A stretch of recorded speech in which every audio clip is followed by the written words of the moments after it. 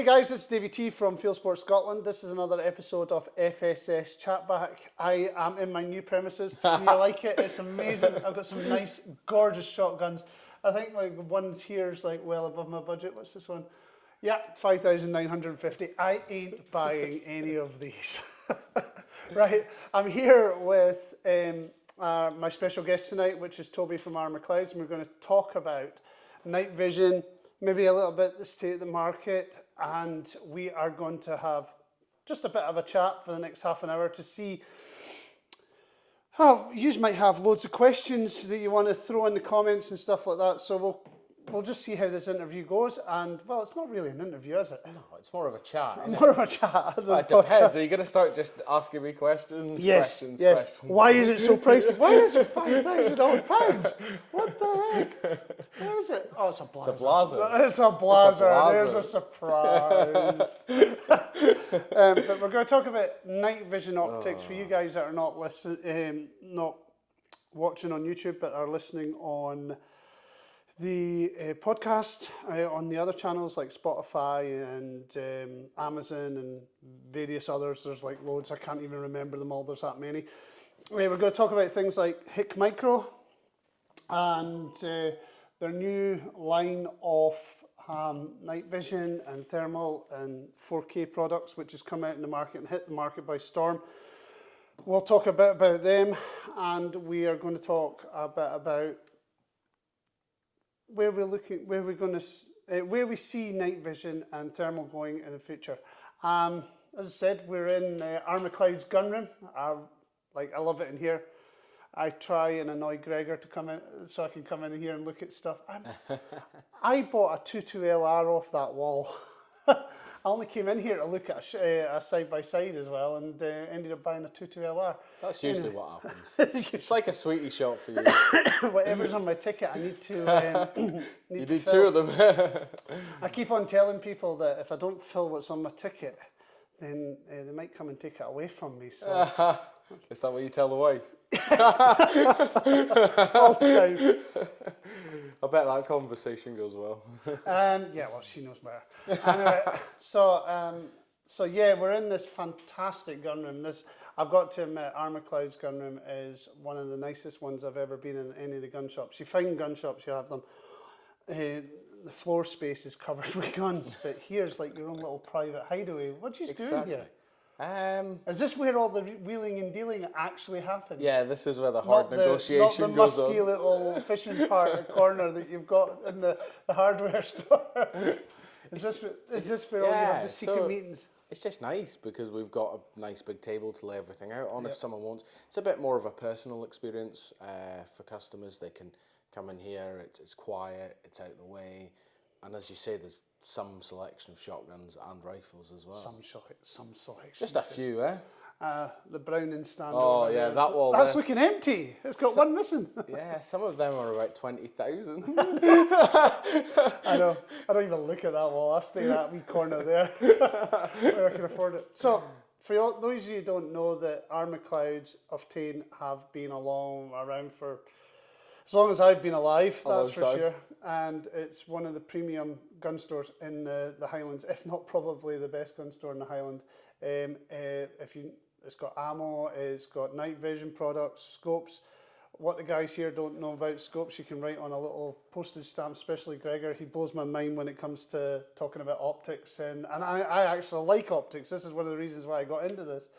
You want to tell us a little bit more that I don't know about R Macleods? Oh, wow. So, yeah, we've been around for years. I mean, I joined the company about 10 years ago. You're a baby. You're just old. Yeah, that's true. 45 Ginger and old. 45 this slap in a minute, so, yeah, the company was started a long time ago. I joined about 10 years ago. My main role is optics, night vision and thermal sales. I do a little bit on the gun side as well, but my main passion is in night vision and thermal and optical goods. And I have a good knowledge in them and understanding and try and assist and help people, because nowadays, if we talk about the night vision and thermal market, David, it's confusing for people. The amount of phone calls I get, look, I've seen 3 or 4 different digital scopes or 5 or 6 different thermals. Which one do I need and which one do I want to buy? What do you think the reason for that is? I think there's too many models to a degree. There's so many models and people don't really understand which one's suited for them. I agree. I've been, as you know, for as longer than you've been here.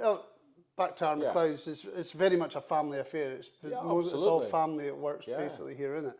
And the customers, a lot of the customers who have been here for a long time have. Who have been coming for a long time, I practically feel like a bit of the family as well, because they spend a heck of a lot of money in, here. I have to admit, I look at my gun cabinet and I go like, I got all of these from you guys.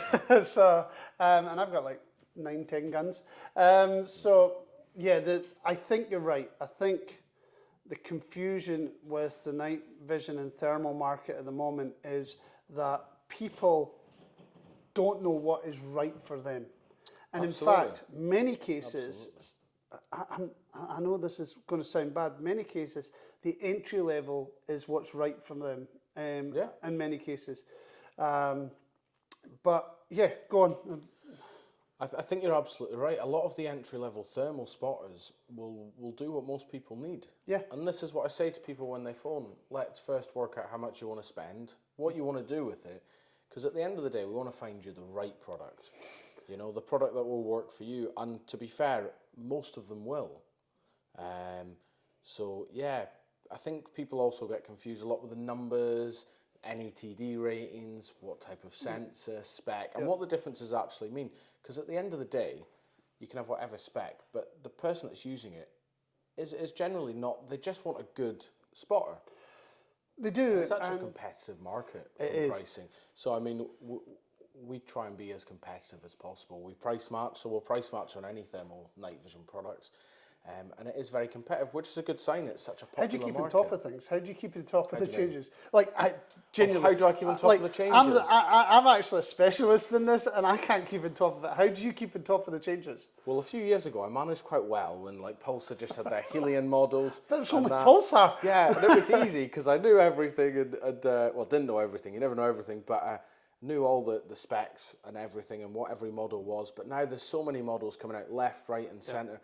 I had someone yesterday phone me about a Pix for Arc. Right, yeah. And I was like, yeah, I've got it in stock. And he's like, what's it like? Do you know what? I have absolutely no idea. So I ended up going out and having a play with it and comparing it to something else. And that's how you really learn. You know, you can read spec sheets until you're bored, but unless you actually go out with that product and look through it, you don't really see the finer details, because a lot of it's software related as well, whether it's a more warm tone, colourful. You can adjust these as well, but I think you can't just look at the spec all the time. The spec is important, but I think you really have to actually go out and field test it to use it. And another thing about it, it's like a day scope. Now, day scopes, each day scope has a different eye relief, has different light transmission, and actually sometimes even the best light transmission, like say a Zeiss HT, like we were talking about the other night, the 2.5 to 10 or something like that, best light transmission on the market, Victory HTs. Right. However, they might not suit your eye relief. If you could be a person that's got a shorter or a longer eye relief than somebody, and then you're just not getting the benefit of the full capability of that scope. And that's the same with night vision. And because genuinely, what people don't realise, your eye relief on night vision products, especially scopes, for rifle scopes, is a lot less than what it would be.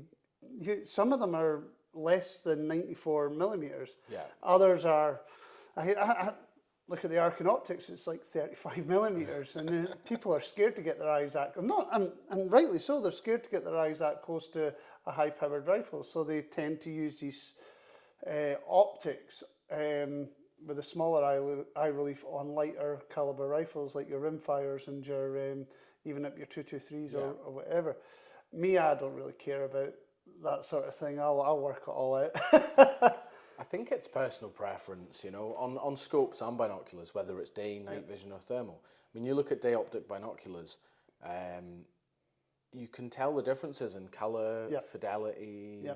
I think fidelity is the right word. We'll use it. We'll use it. Fidelity is more about, I think, I don't know. Colour, is it colour fidelity?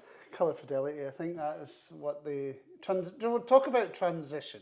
Yeah, That's yeah, it. yeah. Like yeah, transition is easier than fidelity. Yeah, You yeah, understand? yeah. So different colours, brightness, and everything like that. And even myself, having looked through so many day optics binoculars, you do notice the differences. Yeah. Whether it's better edge-to-edge sharpness or, as I said, colour. So I think there is. I mean, there's something for everyone now. There's so many products on the market. There is. But going back to night vision and thermal, the market's in an interesting place. It's scary. Yeah, it's scary how It's much. scary. I can't keep up with it. That's why I'm surprised retailers and your likes of yourselves are able to keep up with it. It's like you can either fall into two brackets here, and I see this a lot actually. I haven't seen it with you guys. You could stick with one brand and learn that brand. And a lot of people did that with Pulsar, Yes. which is fine. It was completely fine. And there still is some people. And there's no problem with that. But as a retailer, if you don't have the variety, because I've noticed you've got a few different brands in store. Yeah. And if you don't have the variety, then you're not learning what the changes are in the market. And I think it's hard to keep on top of one brand, but when you've got multiple brands coming out at different price points, it must be confusing for some of your customers. It's difficult. I mean, it's a nightmare having to book in all these products and learn them and everything, but it's all part of the enjoyment. I do think, though, what benefits having a range of makes is that we're able to say, look, we have all these makes, so we stock them all. We can give you an honest opinion about them all. Whereas if maybe we just had one make, we'd just be push and driving that brand. So it gives us. Makes it difficult for you guys. If you were driving one brand, then it makes it difficult for you to be competitive and be honest and unbiased about the information that you're given. Yeah, compared to competitors. So whereas now we can say, look, we've got a HIC, we've got a Pulsar, here's the tech specs, here's all the information that I can give you and what I think of them, and have a look through them, see what you think. Mm-hmm. And as I generally say to people, pick whichever one feels better for you. At the end of the day, I might think that this model's better than this model, but Jimmy that comes in might disagree with me. 100%. Which is fine. He should have the model that he wants. Mm-hmm. I mean, that's the whole point. We're here to give our opinion, but at the end of the day, they should pick whichever one they prefer. Unless you know how, unless you've got it out in the field. Like we did this the other night, the Habrock.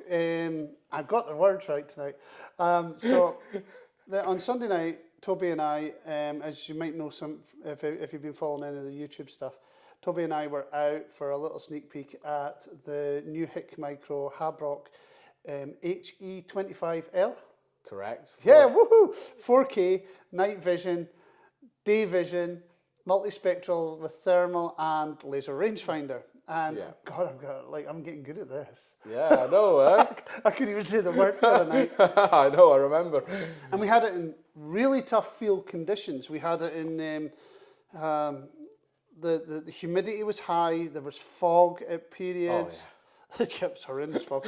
Fog at periods. We had a lot of conditions that normal day scopes, even the likes of the Zeiss Victory HT 10x42s binoculars, day binoculars, they're fantastic. But they would have struggled in that kind of conditions. And the baby brother of the ones I've got in my hands right now, the new ones that are, this is the HQ35Ls. Yeah, the HQ35Ls. So this also has a daytime digital channel, not 4K. But this has a better thermal spec. So for people that are wanting more sort of identification at further ranges, this will be a better option. The ones we looked at, we are sort of... These are double the price though. Yeah. I think these are 2,900, are they? Roughly, yeah. They're and the ones we tested the other night, there was 1,200 quid. Which blows my bloody mind. For what you get, it's crazy. Well, you look at the thermal 5 years ago. We're not even going as much as 10 years ago. You look at your top end thermal 5 years ago, and if you compare to what we were looking through with the Habrock 25Ls the other night, the HE25Ls the other night, I would have easily put that up again. Well, if you think about my XQ30F Helion that I was using the other night with it, you struggled with my Helion. Yes, I thought they were really good. Obviously, it's a much older unit than the Helion. But you also struggled with it. When you looked, you actually thought the Habrocks were better in thermal side of things in regards to my Helions. It just shows how much technology. Can I get my $3,000 back that you charged me? No, but you can spend another. Because it cost me $3,000 like 4 years ago. And the prices have come down. Let's not forget that. Yeah, prices come down. The prices on all the thermals have come down. Can I get my? But yeah, genuinely, everything's come down. The price. That's where the market's opening up because it's making it affordable for the likes of you and I who make reasonable wages. Correct. To be able to actually go and do our jobs with it. So, Hick Micro are new on the scene, pretty much. Yeah, so they've been on the scene for about a year or two. It's only really the past year, 6 months, they've just gone from strength to strength to strength, especially when they brought out the Alpex 4K LRF. I mean, this little unit has been so popular. Well, I've got that on my 6.5 right now, haven't I? Or is it the newer one I've got on? No, that's that one. This one on? It's this one. This It's is the new one. that one I've got in the Creedmoor. I like to use. I'm liking using it. Yeah. Yeah. Yeah, well, you showed me the target when I was up there. Did you see it? Yeah. I'll put a picture up. It literally, I zeroed it in, 2 shots just below the blue, and then I put a final 5 shots, slap bang in the middle, and literally you couldn't tell. Literally, sub MOA. It's got to be like, I haven't measured it. I'll measure it. Yeah. I think it's 0.4 MOA is the spread on that last 5. It's amazing how accurate they are. I mean, they're... I was at 109 yards, 100 metres. So that's pretty good. That's pretty good. Yeah, that's excellent. Try do that with an older Digex, even 3 years ago Digex. You wouldn't have been able to do that. Yeah. And to be fair, that was what the comparison would have been 3 years ago. That shows you where the technology is coming. The C50, I think, the Digex C50, they've got the day mode, but again, it's still not as clear. But that's still an older model now. Yeah, it's an older model now. It's still an old model now. Is Pulsar going to bring out? Who knows? I hope they do. I'd quite like them to. What do you think the competition is for these right now? For the Alpex 4K LRF, I don't think there is really a competition. Unless you want to go smaller, you've got your Arkin. The Arkin, yeah. But as in terms of what this gives you with a scope body, I don't really think there is. I mean, you've got a 4K color channel. Mm-hmm. You've got a laser rangefinder. Yep. You've got your night vision with your IR. But what I think a lot of people are really liking is your ballistic calculation. So if you input your ballistics, you can get a holdover point, like on a Swarovski DS. Mm-hmm.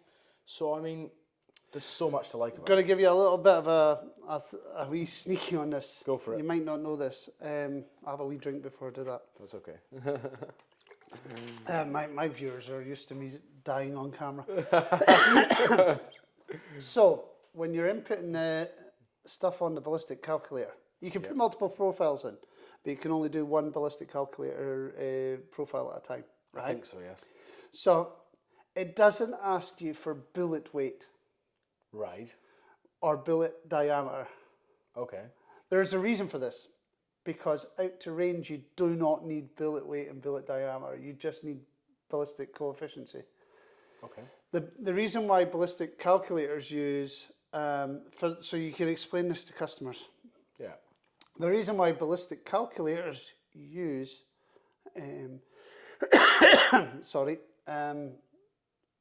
bullet weight and diameter is for spin drift. Okay. Not actually for range. Yeah. So for a normal hunting side of things, you're not shooting past 400. No, anyway, you're not gonna. You're not shooting like. I'm not even going to try and shoot a stag at 1,000 yards. I don't even think it comes up. I think I've got a fair bit of holdover with the 6.5 Creedmoor. And if you want to shoot long range, these scopes are not for that. Yeah. So if you're wanting to do, you could try it on a target. You know, on a target, you could have a go if you wanted. And you should. You actually should. If you've got 400 yards and you want to shoot something at 400 yards, which is an acceptable range for some people, try it on the target first. See what your drop is. See what your deviations are at 400 yards. But likewise, no. Yeah. You need a day scope and decent dialing and decent turrets and stuff like that if you want to do the 1,000 yard long range stuff. Yeah, if you want to do target range, target stuff, you know. you really want like a PM2 for target range or something big, day scope. But by all means, if you want to have fun plinking targets, you can try whatever. Here, I got grief about shooting a rabbit at 174 yards with the 22 LR. That's way beyond that capability. It's not, obviously, because I did it. But yeah, 174 is not the done thing. If you've got the patience and the time to do it, and you've got the ability to do it, then do it. But it's not. These are not aimed at a long range market. No, and it all comes down to safety. I mean, for people that are shooting deer, the majority of people are shooting within 200. Yes, because it's all about that safety and ethical. And for recreational, not like what we do on the forestry and things, but for recreational stalking, the stock is actually the most important part, not the actual final result. If you know what I mean. If you want to shoot long range, well, look at the deer where we were spying out to with the Habrocks the other night. Fantastic. I still got the footage. Thermal footage. Excuse me. Thermal footage was way better than the thermal footage was way better than the day footage, but that's because low light was coming in and the humidity and the fog and everything. But wow, these were amazing. But I was looking through the Alpex, and I could see the deer. And at 600 meters, which is 620 meters, which is over 700 yards, there was no way I was going to shoot it into them. No. You know, you wouldn't be. These are not designed for that. No. So, who do you think for? Right, let's talk about. We're not talking about the expensive ones. We'll talk about the cheap ones because I'm excited about the cheap ones. Because I might be able to afford the cheap ones. Right. We'll talk about this one's baby brother at the minute, and or baby sister. Or baby whatever, modern days. The HE25Ls. So that's the ones we were out with on Sunday. So I think from what me and you garnished, for people that are deer stalking during the day, they're ideal. Yeah. 4K colour, and the image will look better than what we were looking through because of the humidity and everything. And actually, if you look at some of the images that we had, they were actually okay. Yeah, exactly. 22 magnification. Although it's shaky, it's still clear. There's not a huge pixelation. Yeah, I know. That's your hands. That's why I can't use half the footage. I looked through it. It's like, what the hell? Toby, you were sitting in the car at one point and it's like all over the place. What are you doing? I think you were more nervous about seeing the fox. I think you should hold them next time, eh? And you do the shooting. I'll plink the fox. Do you think it's for stock market? I do not have steady hands. Do I think? Yes, I think 100%. I mean, if you go out stalking during the day, you pick it up with a thermal signature. Yep. And yes, it's maybe not as good as them for the thermal, but for a deer, you're going to see the thermal heat source quite easily. And then you're going to switch to your day for your ID and identification. Yep. And you might rangefind it as well because it's got the rangefinder. So I mean, there's nothing else at that price point that compares to that for what it does, for what it delivers on as a package. I mean, I can see a lot of people buying that over buying a day optic binocular rangefinder because that's got everything. And what you touched on Sunday, how many things do you have to carry about? So for doing it professionally for culling numbers, I will have a thermal for spotting, which was my Helion. I would have a pair of binoculars, usually 10x42, because obviously I need that extra range. And I would have the spotting scope. I would have the spotting scope for seeing, getting a more idea, especially at this time of year, whether it's male or female. Because the fact is, obviously, we've got a lot of knobbers about. We've got a lot of the stags have lost their antlers at the minute and shedding their antlers. I can't tell the difference between hiding this stag at 400, 500 yards when they're lying in the grass or whatever. It's like, I'd rather you say antlers. Why you not got antlers? But that's only for a few weeks, but or a few months. But yeah, that's where the day optics. I would have like 3 or 4 items for that. You could easily do that with just one. Yeah. You might want to keep the spotting scope for that extreme long range stuff. Yeah, class. And like clear glassing for from the vehicle, for instance, to work out routes and work out how you're going to stalk into them and stuff like that. But actually being out in the field, and do you know what? I would say, well, these are a little bit heavier than the HE25s. I think the other ones were a little bit lighter. Yeah, so I think they're 795 grams without the batteries, the HE25Ls. I'm pretty sure, or 800. So they are light, because I mind when you put up the post on the stocking directory, the first thing someone said, oh, they look bulky and heavy, but they're far from it. They're not. Yeah, that's the weird thing. Is like, have you got a set? I don't know, 10x42s handy? Yeah, I can go grab a set. Yeah, go grab a set of 10x42s. So you're really plugging, aren't you? Yeah. So this is the Leica Geovidars. Right. Weight-wise, let's do a weight comparison. And these are the bigger brother. Weight-wise, the Leicas are heavier. These are the Geovidars. Yes. I love these things. These are amazing. They're great, and at the price point as well. Yeah. What are these at the moment? $13.50 at the moment. So they're the same price as what Roughly, yeah. the HE25s are, right? So a little bit more expensive. These have got a rangefinder. Size-wise, bear in mind, that's the only difference. Yeah. There is no, and these have got eye cups. If you took away the eye cups, generally they're more or less the same size.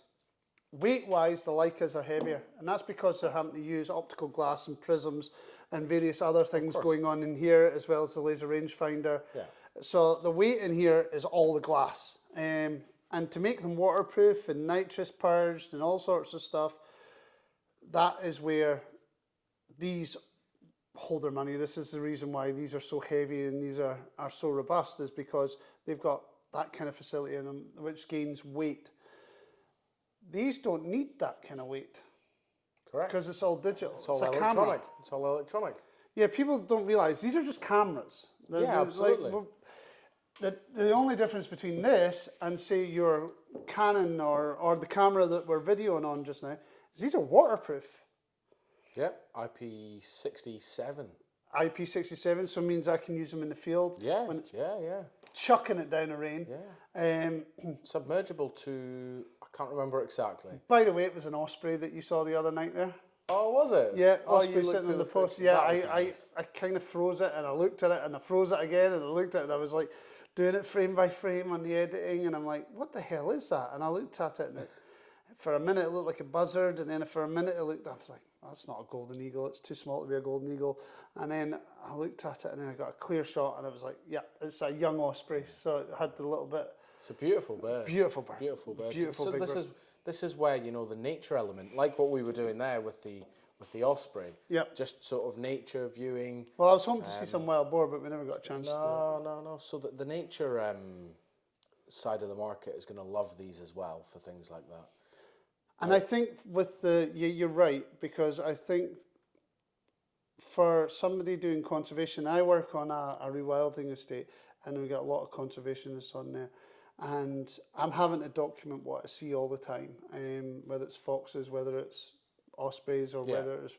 And last year, I was sitting in a hide with my rifle in the middle of the moor, and I had my phone set up as a camera. I had a Panasonic Lumix I've said 2000 set up on a tripod inside this hide. I'm like, hide that's barely big enough for me. Yes. I got the rifle and tripod and the gear that I had to take out there. I had to use a quad bike to take it out, to set it up, then go and hide the quad bike. This could have did all that. And I saw a long-eared owl and it flew straight into me.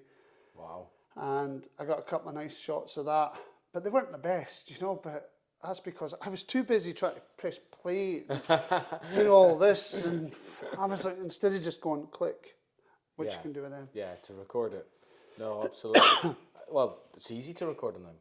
Or if there's two of us, and there's someone with steady hands, there's... Or someone who is on the fox and doesn't realise he's on the fox. I can see that first part of footage, you can actually see the fox along the fence line. I was like, why is he not following the fox?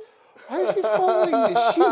And it was like the fox was running and then he's going back and I think, oh, he's seen it. I think I was in a world of my own, to be honest. Well, you were trying to like go, Can't see it. It happens. It's like, it really does. But we were out just mainly to see what the script was, what these were like out in the field. And the app. So if you are with someone, the app, you can connect to the app. The app works brilliantly. So you can record and adjust the unit via the app. So, I mean, you could put them on a tripod. Well, you can, because you've got a tripod mount. You can stick it on a mini tripod and you can put it into your area. And the field of view is okay, actually. Quite like the field of view. So, the Alpex. The Alpex. And scopes like it on the market. Stocking. Have you had any guys coming in? You get a lot of stockers. We've got a lot. You get mixed recreational and professional guys. Got contractors and various others.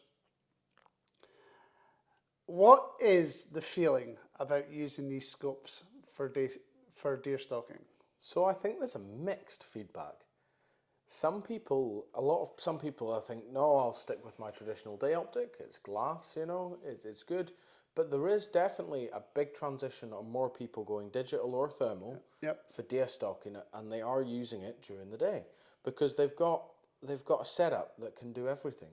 And obviously, since the legislation changed last year, on November the 1st, I mean, why not? You can leave it on 24 hours. So there's actually what I would class a divide. There's the people that want to stay traditional day optics, and there's the people that are wanting to go on board with the digital night vision and leave that on. And both are great options. I mean, again, it goes back to personal preference and what you prefer. Although I think within the next 5 to 10 years, maybe even quicker than that, there'll be more and more people using this for all sorts of things. I think the technology needs to come on a little bit further. I think it's not fully there yet, but it's very close. I think with 4K, it's close. It is very close. Oh, obviously that's the daytime, you know. The downside is the battery, because it's battery operated. Yeah. The downside is the fact that if you are like myself, that has to travel maybe 4 hours to a wood, and we might spend 3 days in that wood. Yeah. Having enough batteries in the conditions we're in can make it difficult. And that's where a traditional day optic would suit that purpose better. Yeah. Or you could forget to charge it. Or leave it on. Or leave it on. Like I proved the other night. You know, so I think there's still a market, although these have obviously taken a big chunk of the market away from day optics. I think there's still a market for both of them. They both have different purposes. I think there is a need for the day optic to still be part of your arsenal. It's glass, you know, There's times where I have felt when I've been out foxing, not with the Alpex, this has nothing to do with the Alpex, but with the older Digix and Yukon Photons and stuff like that. Well, now we're going back. And the Digisites and stuff. And even with the thermal, there is times where I have thought to myself, I'm just going to put a lamp on that and look through day scope, or look through binoculars with a torch or something like that. So I clear in my mind what I'm actually thinking about shooting.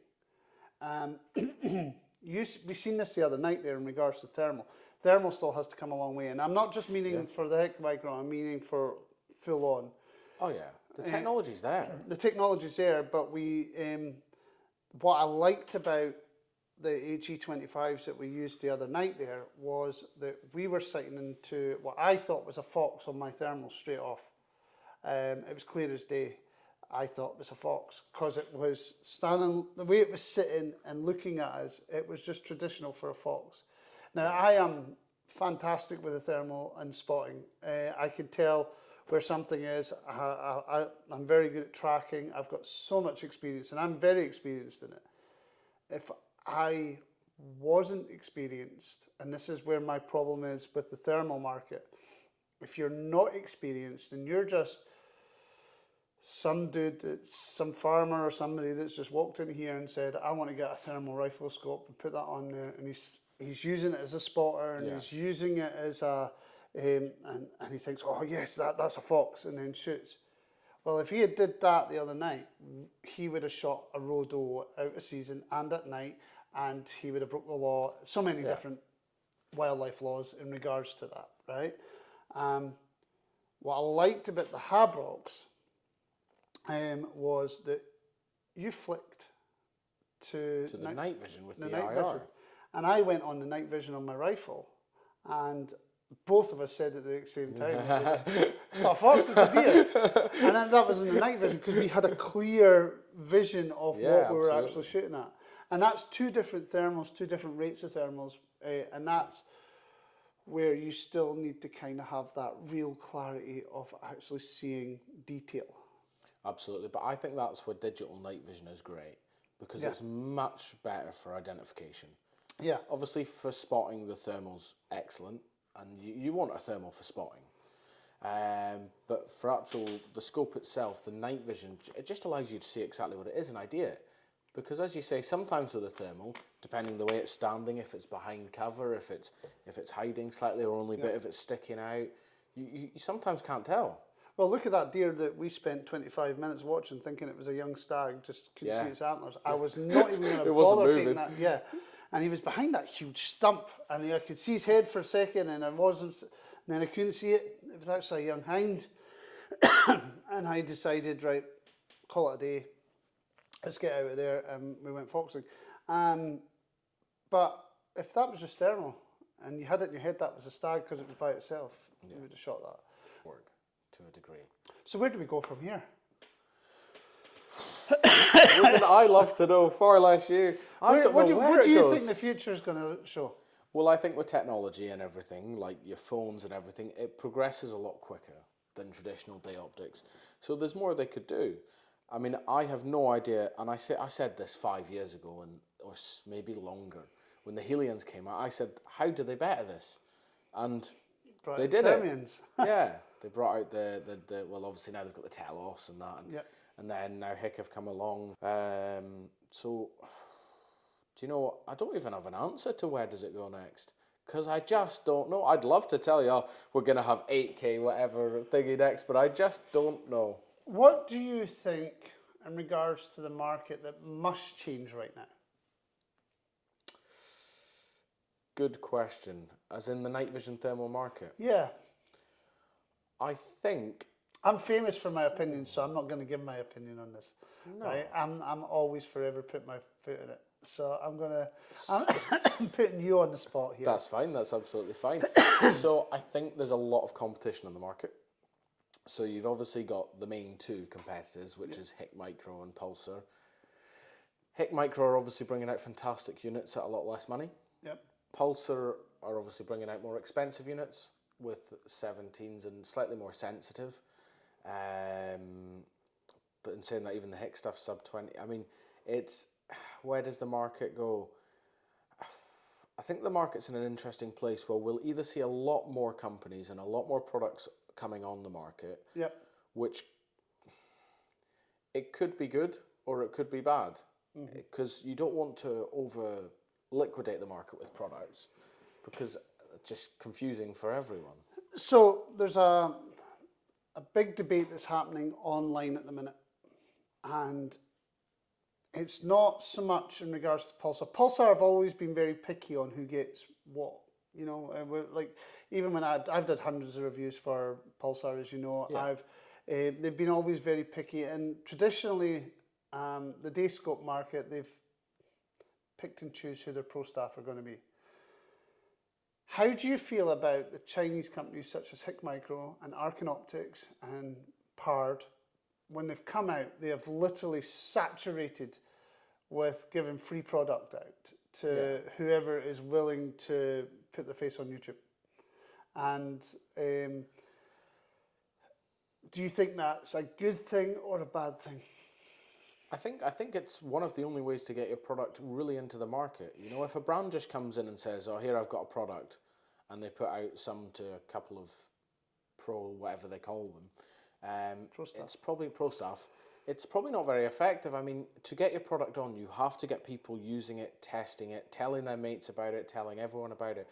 And I think that's where Hick have done a really good job. I mean, they're a massive company, but they're just marketing and marketing. Yeah. And I think what they've done, which you might think is right or wrong, is they have done that. But it's now got it out there and got it to the stage where it is so popular. I don't think it's wrong, considering I don't benefit from free products, but I do benefit from being able to have content for what I do, and for get my hands on and try and give my opinion on it, because there is quite a few people that like my opinion. I know I was quiet for a while, but there was lots of personal things going on. But yeah, of course. Now I'm back, I've noticed that the market's kind of a really strange place compared to what I left it. I left it 2 years ago in like where it was a very kind of there was niche members. We could all speak to each other.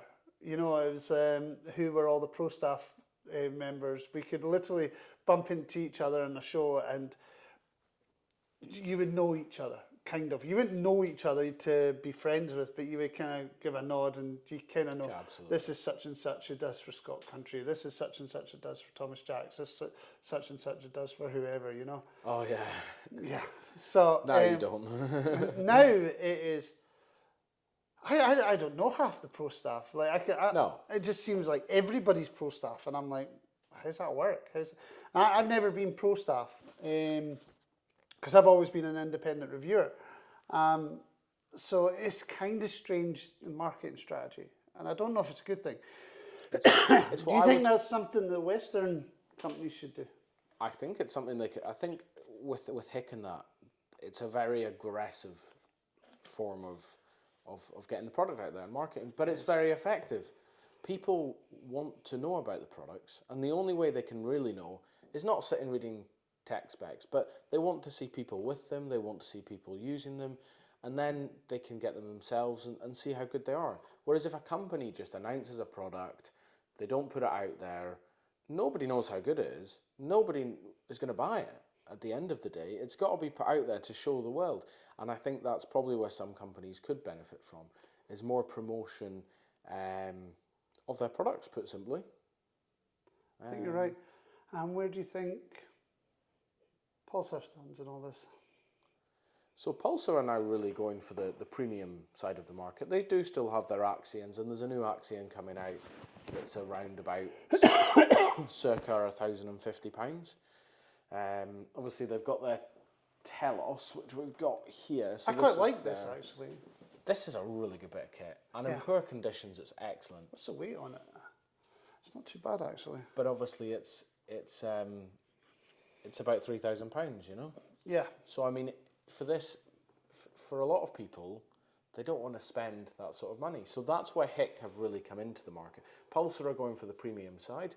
So for people that want to spend the money and get, well, it's a really nice build. And it's a really good product, really sensitive, great in poor weather conditions.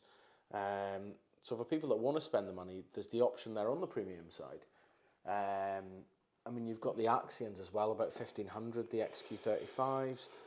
I think, though, where Hick have really come in is they've undercut the pricing, and they've brought out some fantastic stuff, like your Condor LRF, which is an amazing bit of kit. Yep. I need to get my hands on one of those to see what it's like. We'll have to sort something out on that front, because it is really good. They've still got their Falcon series. They've got their... I've seen one of those. I had a shot at one of the shows.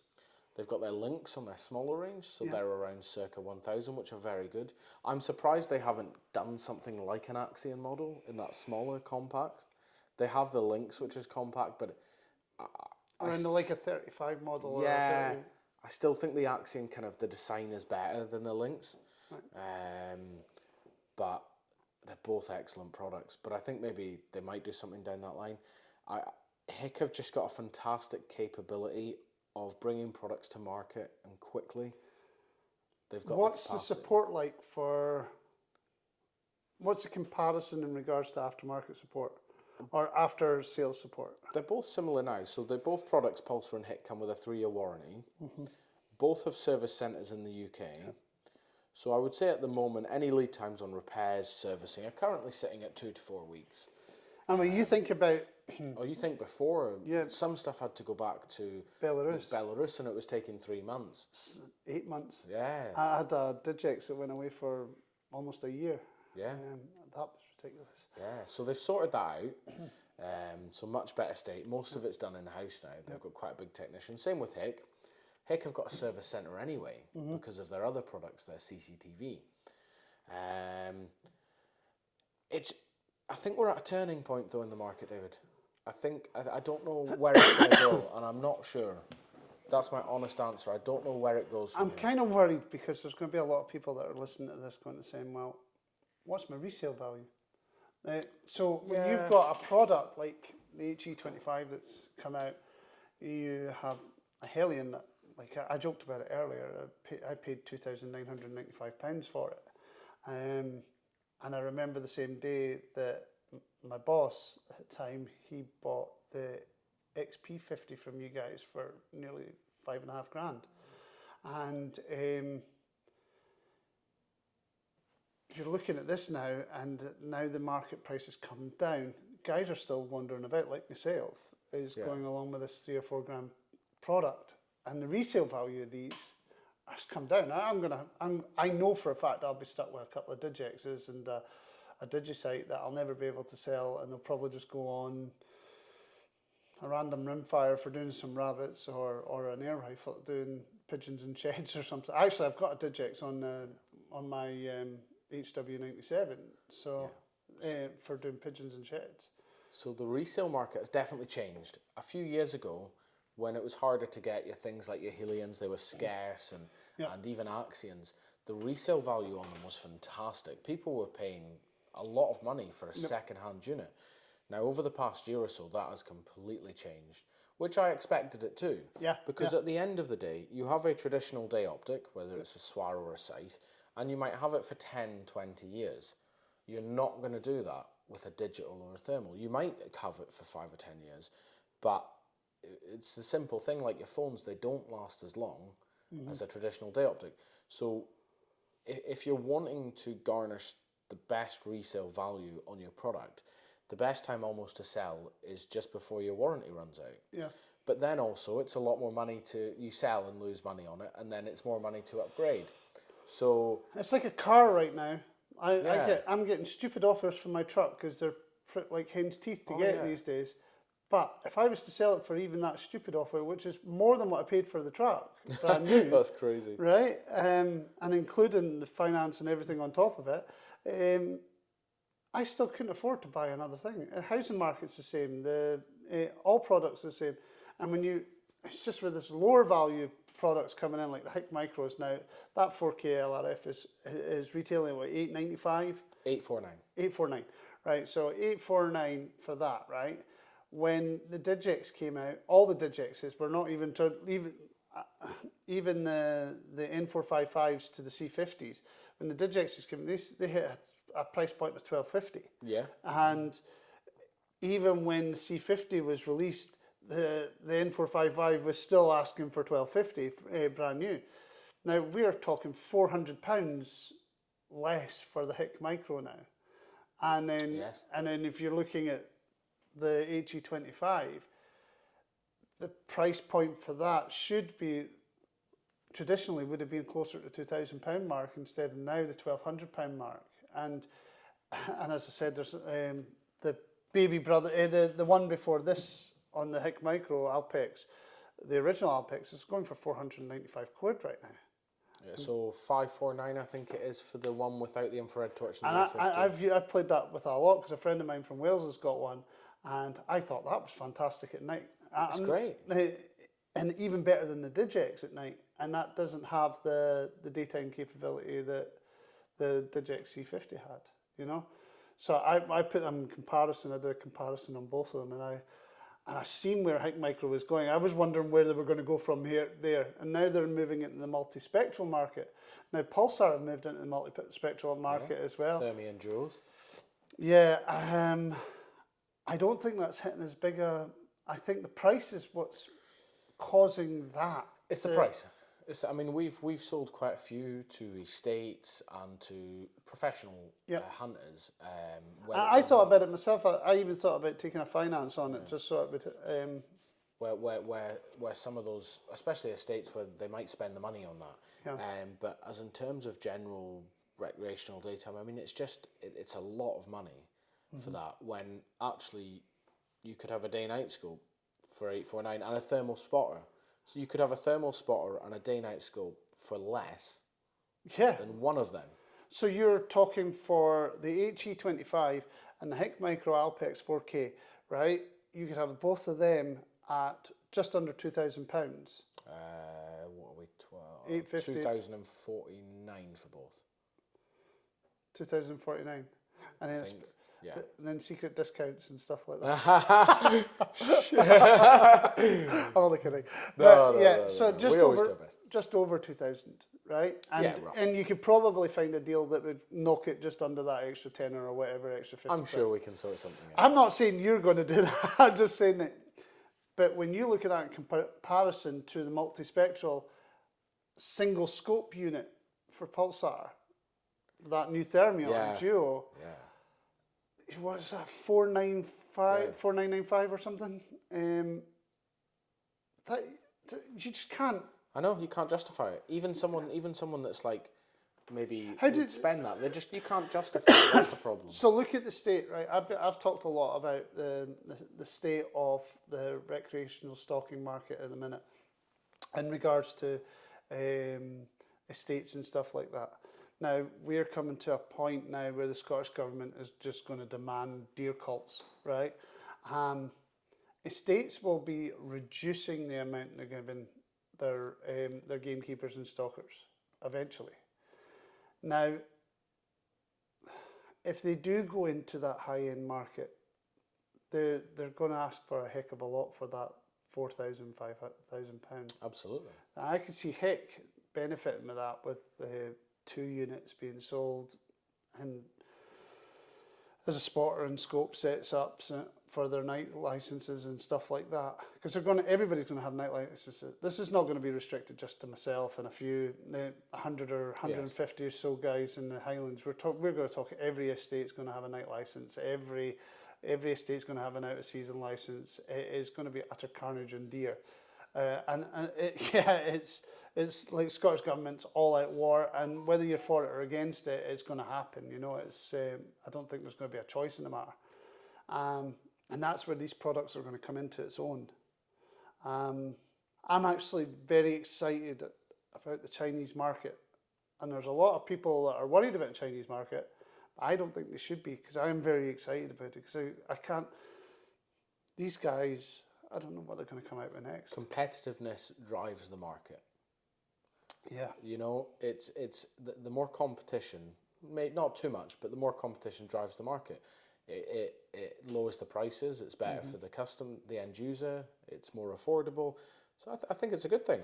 I think and with what's happening in Europe right now, I think the likes of Pulsar and that are struggling to keep their costs down because of or to at least be competitive price-wise because of all the influences that are happening in Europe right now, the Ukraine war, stuff like that. Belarus is very, very close, and thankfully they no longer they pulled out of there pretty ASAP when the war started, and they pulled over a lot of their staff and that. They did a really good job of dealing with that, which was good. So now Lithuania and Latvia's one of their big factories there. But I guess you make it wonder, how do they produce this at this price? They do actually have lower costs in China. Capacity. They have a different regime, as we know. They've got a different kind of set of politics on how things work and who benefits from what and things like that. And in many cases, it's actually very fair how they do it. I can understand how we've been looking at China for a long, long time for all sorts of products. And some of even your biggest manufacturers are looking for a Chinese license. A few others have as well. But it'd be simple things. It's just like bits of magazines or whatever. You know, it's just little bits that it's cheaper to do elsewhere than do themselves. And to machine or to get the machines available and China have really got the grips with, well, why don't we just do everything? Instead of just like getting a license to do OEM stuff and doing the little bits, the odd screw heads or whatever, or the little machining stuff, why we just don't do it? We'll just do everything. Exactly. And that's what Arkin have done, and that's what HIC Micro have done, and that's what Part have done. and they're all kind of moving in that way. They're set up to do it. This is why I'm really looking forward to going over to China in July. Lucky son. Start of July, going over to China for Where's my ticket? International. Lost in post. I would never leave. I'd be happy. I'd just be sitting there. Hey, I'm in China. So we're going sightseeing for a few days when we get there. They're taking us, and then we've got the International Sales Conference for 2 or 3 days while we're over there. So it'll be really fascinating to learn, because I don't think, and I say take this. your camera. Yeah. Take your camera, take your phone, take some footage, and we'll get that posted up. Yeah. We could do a virtual podcast from China. That would be fun. That would be fantastic. That would be fun. But what I think's amazing for me is obviously there's lots of news and there's and we'll not get into that. But I think you can't really understand a country until you've been there and seen the culture and how they work and operate. I love travel, so exactly. It's good quality stuff. One last question. Yes. One other question. You're questioning me. I'm questioning you. This is flipping fun. I think I've done enough talking. I'm going to die. Have another drink of water. Go ahead. I'm running out. I'll end up needing to go to the loo. So the question is, if there was one thermal night vision digital product that you could make or suggest a company to bring to market, something that would tick more boxes than that's already there, is there something you would like to see them bring out within the next few years? Work on the multispectral stuff a lot more. These are fantastic, but I think multispectral is the way forward. Yeah, it's got Scan to be. and spot It's with got to thermal. Yeah, scan and spot with thermal. Identify with either day vision or night vision. That is the safest way that it can ever be. Yeah. I didn't really fully agree with Scottish Government changing their policy on using the digital scopes, because I was worried a lot of people would just fire thermals on their rifles and be done with it. And it's not so much the night vision market I've got a worry for, because if you can't see it, you can't shoot it. It's the thermal market I have a worry for. And when it comes to your thermal scopes, you're fantastic, but there's an awful lot of people out there that still want to take a shot at a white or a black blob, thinking it's a deer that they can shoot. And especially if it's at distance, I mean, you quite often can't tell. You can't tell. We proved it the other night. I'm very experienced in the spotter. I'm very experienced, and I thought it was a fox. I was on the bonnet. Within minutes with the night vision up, I was like, that's not a fox, that's a deer. I didn't even think about taking the shot. Hadn't even cycled the bolt yet, and I'd already identified it was a deer, and that was within minutes. Yeah. You did that within seconds with the Habrocks. Yeah, because you just press one button, switch to night vision, and that's you done. There you go. You That's didn't even it, need back to in get the truck. Me, I'm out getting the rifle on the bonnet, up and ready, and up ready for a shot, and you didn't even move off your back. But no, that's the way it should be. It should be the case of, I can't see it, I can't tell what that is, switch. I still can't tell what it is. I'm not going to take a shot. Wait. Moves into more clearing, and it's yes, switch to night vision. Yeah, that's fox. Nope, that's a deer. Switch it back onto thermal, start scanning again.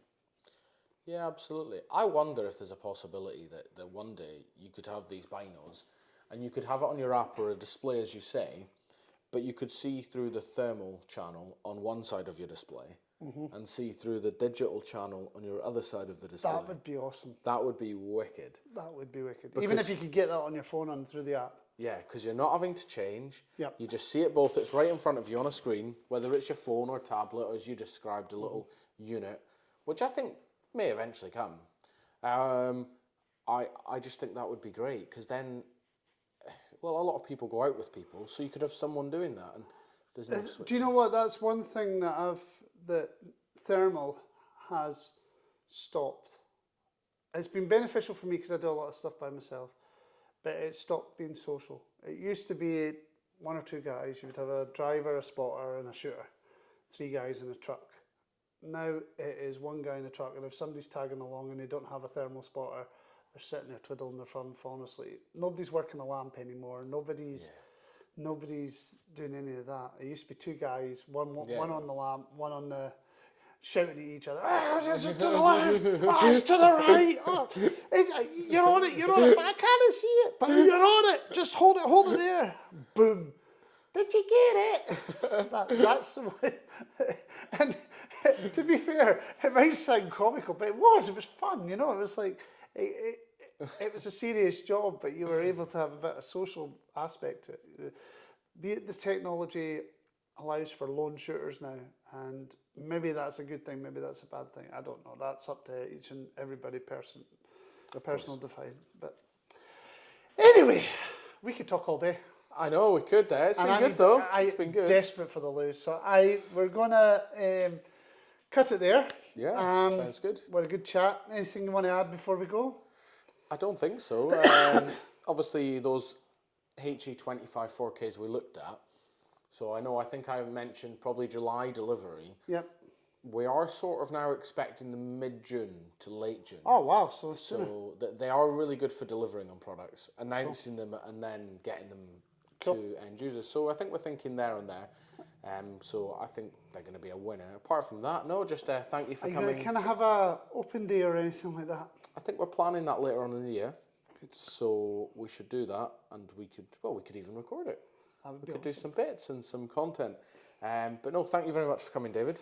It's my pleasure. It's always nice to steal your gun room for like half an hour and an hour and just enjoy all the things that I could never afford. And pretty much, yeah, I'm sitting here surrounded. Like, I'm not even going home to the kids. I'm just going to let them lock up. I'm going to fall asleep and just fall in love with each and every. Nah, I'm only kidding. He's going to have his lunch in here. Nah, it's been a pleasure. Good. We'll get out again soon. Absolutely. £1,200 for those new ones, the HE25Ls, and 850 quid-ish for the micro Alpex 4K. I just hope they don't bring out another scope by the time I get to buying one of these ones. I think now that they've really cemented their place in the market, that they're going to slow down production. Yeah. Which is good because it just gives it a bit of longevity and life. Also allows them to work on the product a little bit more. Yeah. So they can actually do their product, the QS, the quantity surveying of it, the quality control. That's the word I was looking for. That, and you know, if you just bring product every year, it's such minor differences. It's almost not worth bringing out. So I think they need to work the technology and actually bring out. I think Pulsar fell flat on this. They brought out loads of models that were practically exact same, or minute differences, little changes, but they didn't really, in the real world, didn't really change much. Hence why I've still got the old Hellion, the XQ38F. I'd really like to see Pulsar bring out an equivalent to the Alpex. That would be cool. And even if it's a couple of £100 more, I think they see their C50 as an equivalent. I think I am going to die. Right, we're going to wrap up there. Thank you, Toby, for helping. Cheers. And that was great. It's been a good afternoon, and that'd be cool. Yeah, sounds good. Thank you very much for tuning in.